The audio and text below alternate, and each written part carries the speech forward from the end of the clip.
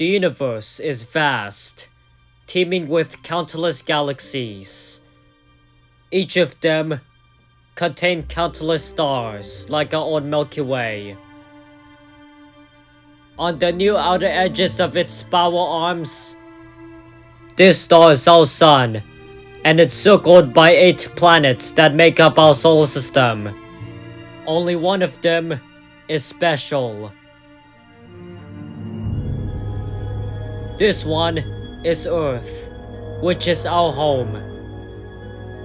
As far as we know, it has a breathable atmosphere and covered by oceans of liquid water.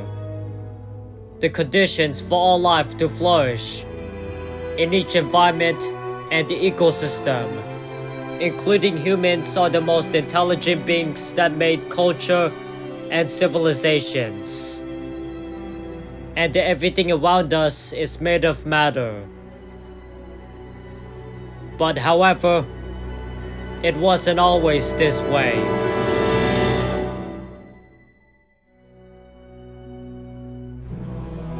To find answers, we must travel back to the beginning of time,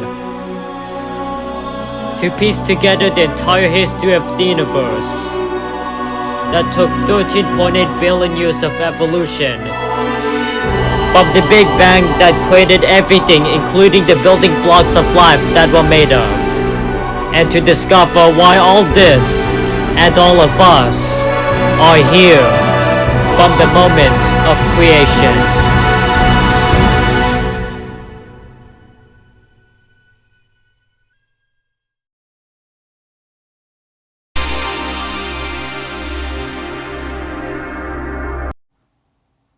In the very beginning of time, there was absolutely nothing.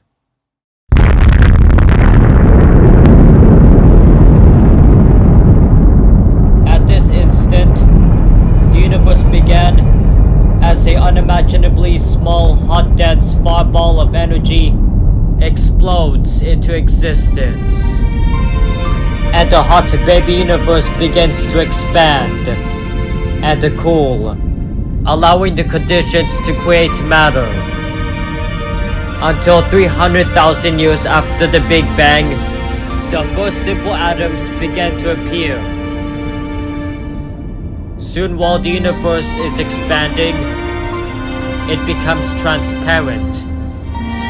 In the following dark ages, the universe is now made of primordial clouds of hydrogen and helium, and the gravity begins to take shape, causing pockets of gas to condense with enough temperatures to ignite the very first generations of stars.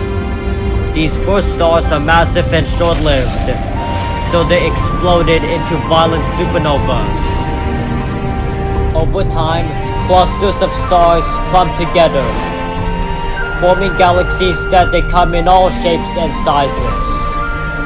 Before us now, one of them is the enormous spiral galaxy, the Milky Way. It glows with the light of billions of stars. Back then, our sun and Earth doesn't exist yet. Before 9 billion years later. To understand how they came to be, we must dive within the star's core, when they are much massive than the sun. All the ingredients are needed to create us are created in the process of nuclear fusion.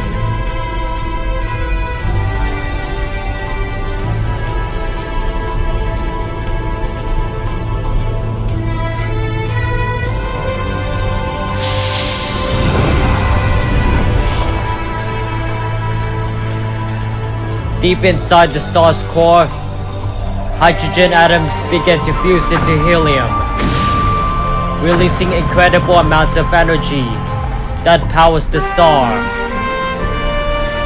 Then the star runs out of helium, fusing it into heavier elements such as carbon, nitrogen, and oxygen.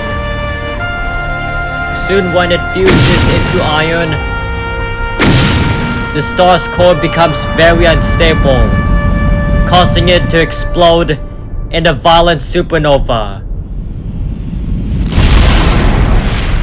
A supernova explosion can be bright than a billion suns, scattering clouds of rich heavier elements throughout the galaxy.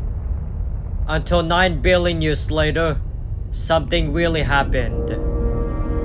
Somewhere in the corner of the spiral arms of the galaxy is an interstellar cloud of gas and dust, rich in chemical compounds, a place where new generations of stars like our sun are born. About 4.6 billion years ago, a nearby massive star ended its existence as a supernova explosion. Its death roll sends a shockwave that disturbs a huge molecular cloud of gas and dust, causing it to collapse by the force of gravity. Then it begins to spin, forming a giant rotating swirling disk of material.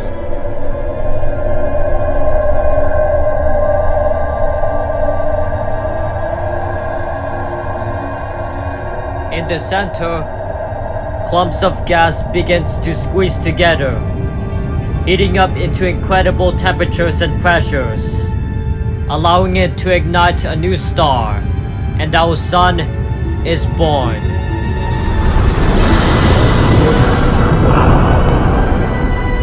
Around it, the leftover material in the spinning disk begins to coalesce into dust particles.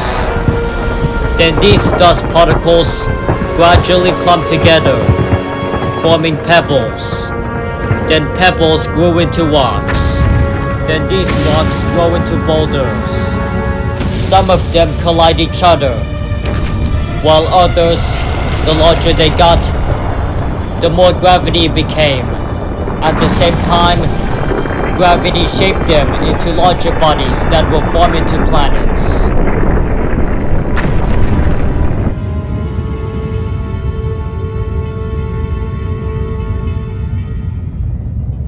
And relatively close to the sun, one of them, Earth, is a ball of molten rock and hot lava. It's constantly bombarded by comets and meteors. And the heat sank heavy material within the Earth's interior. Then, about 4.5 billion years ago, a large body the size of Mars smashed into Earth.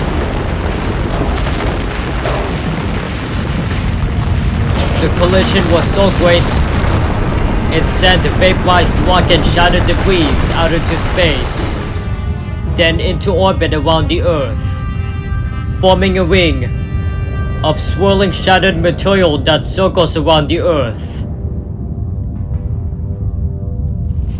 Over time, the debris begins to coalesce in Earth orbit, forming the Moon. Back then, it was closer than it is today.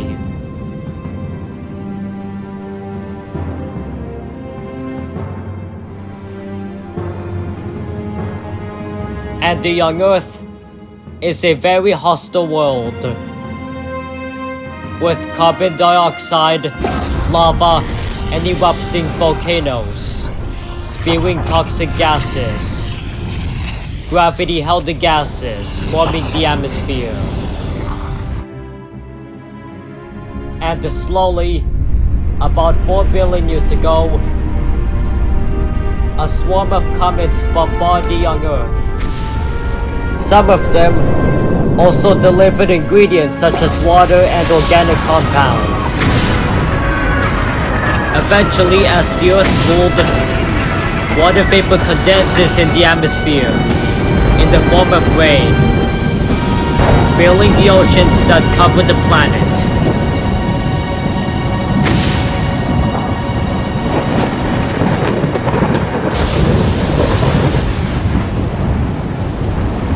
And somewhere in the primordial oceans about 3 billion years ago, life somehow first took hold.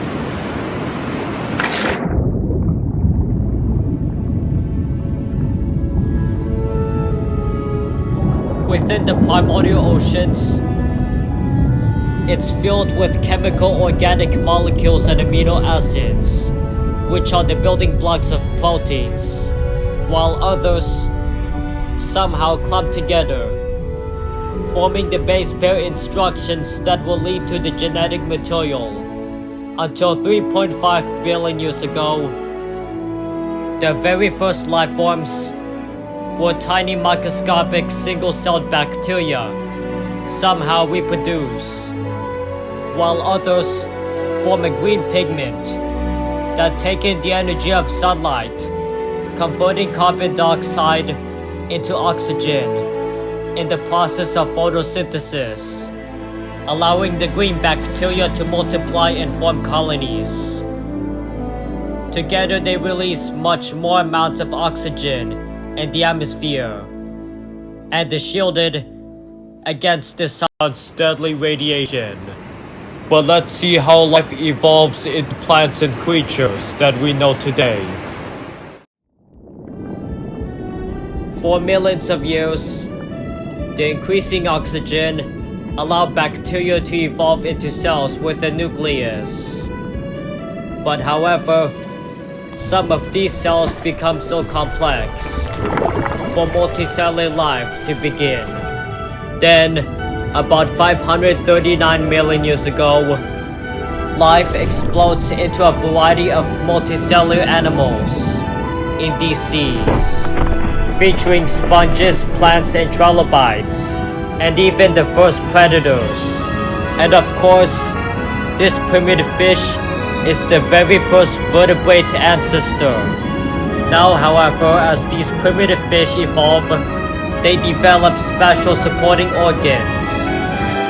And somewhere in the dry, barren expanse, some forms of life have gained a foothold on the surface, leading to the earliest plants. Now, over millions of years, the primitive fish develop jaws and limbs, which they evolve into giant amphibians that takes its first steps from the water onto land. Until 300 million years ago, there were high levels of oxygen in the atmosphere than it is today, which lead to extremely tall trees and ferns, and of course, all kinds of giant insects, like this giant dragonfly and even dangerous arthropod predators. Until millions of years pass, high levels of oxygen drop in such terrible consequences, and the reptiles too spread across the continent, while others lead to the first dinosaurs. But in 220 million years ago, the Earth was very different. All the continents joined together into a single supercontinent, Pangaea. If we could speed up time through millions of years, tectonic forces split them apart into 7 continents, forming the Atlantic Ocean we know today. For 150 million years, dinosaurs have ruled the Earth. They're huge like this brachiosaurus, and they also come from all shapes and sizes. Some of them fly like this pterosaur, while others roam the seas.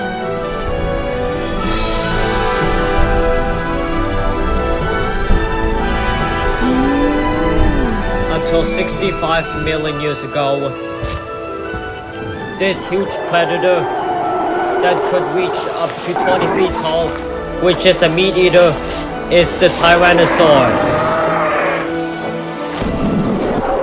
Such predators challenge their dominance between other dinosaurs on the planet. But unfortunately for them, something from outer space is about to change history.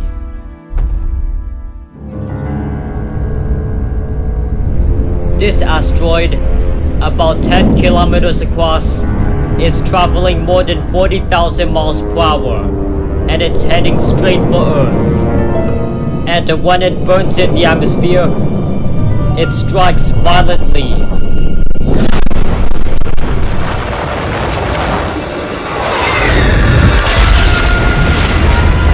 The colossal impact is more powerful than 10 billion Hiroshima bombs, blasting vaporized rocket debris in the atmosphere. And the heat scorches everything in its path within a 1,000-mile radius, igniting massive wildfires.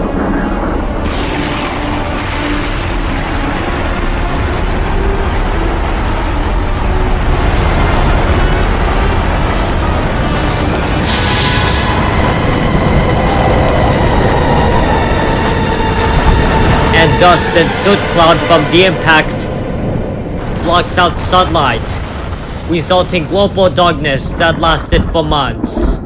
And the food chain collapsed. And nearly 3/4 of all life on Earth, including the dinosaurs, went extinct. But life is resilient, and there were survivors like the mammals took shelter, giving them a chance to evolve, until Earth slowly recovers. A few million years later, after the dinosaurs have been wiped out in a mass extinction, the Earth recovered, giving rise for mammals to survive and adapt, and new species are about to appear.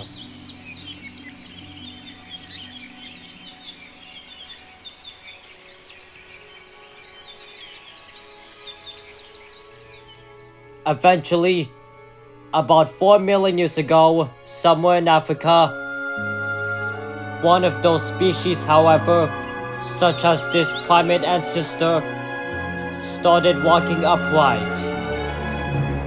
Their brains are also developing, making them smarter, leading to the first humans that migrate across each continent. And moments later, they made a fire. And 11,000 years pass after the Great Ice Age period. They struggle to survive, and somehow, they use tools to conquer history. For thousands of years, the age of humanity decided to conquer civilizations, creating new discoveries and inventions. They also built cities, machines, and technology that shapes our knowledge and all of science we know today. Until finally, we arrived at the present, after 13.8 billion years of history.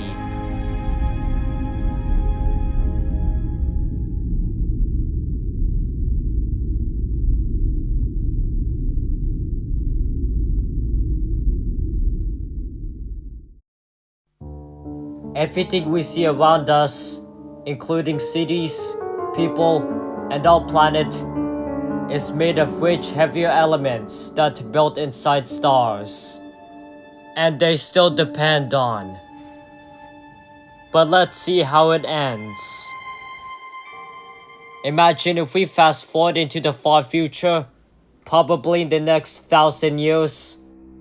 The climate on Earth will soon change dramatically, and the human civilization will become so advanced, their next goal is space exploration and beyond. But imagine if we travel millions of years from now, humans will be long gone, and the continents we know today will continue to shift, so it would later join to form a new supercontinent. Now, as we continue traveling billions of years from now, the Milky Way will soon collide with its neighboring galaxy Andromeda. And when these two merge, they form a new galaxy. While during this event, our planet will survive this spectacular moment. But unfortunately, our sun continues to burn all of its fuel that powers the star. making Earth uninhabitable for life as we know it.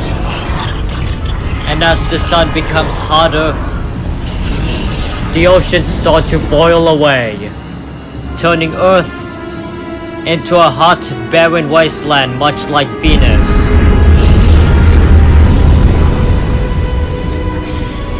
But there are also places in our solar system, if conditions are right, life can able to survive, including the moons of the other planets, when there's enough water and an atmosphere to sustain them.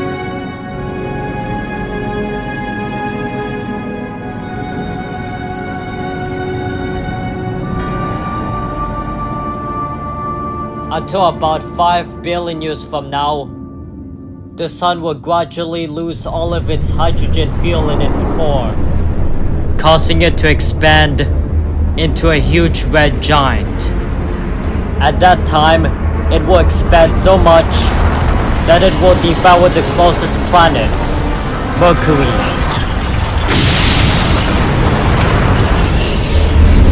and Venus.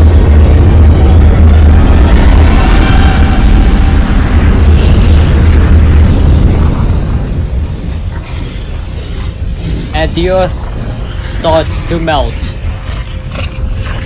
turning Earth into a dying molten planet, until finally the Earth is now engulfed by the dying sun.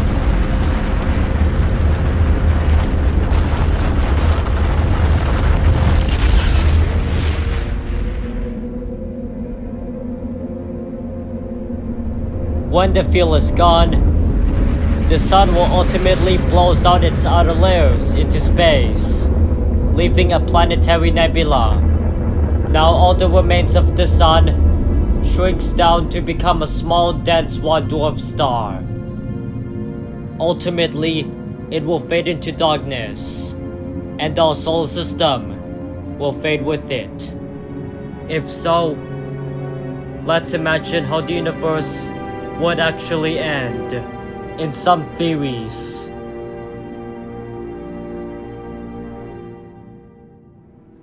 now as we keep going forward in time, long after the death of our sun, the universe will continue to expand faster, perhaps in trillions of years, causing galaxies to fly apart, and stars become isolated, which they lose their fuel, making the universe to become cold, dark, and empty.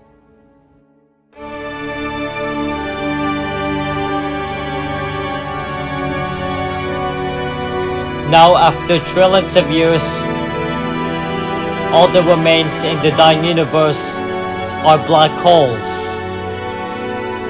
Eventually, thousands of trillions of years later, even the black holes will evaporate, and all matter as we know it will cease to exist, until finally the universe is dead. Fortunately, the universe is currently stable.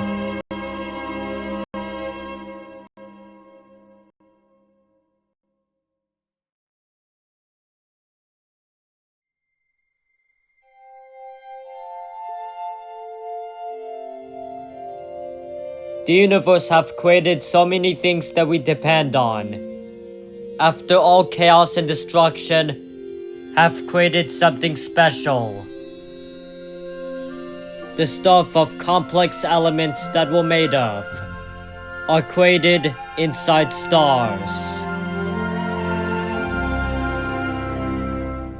The calcium for our bones, the iron for our blood, and the oxygen for the air we breathe, and the carbon makes us life, and everything around us is connected throughout the cosmos. For us, we are all stardust, and we are in the universe, and the universe is in us, in space and time.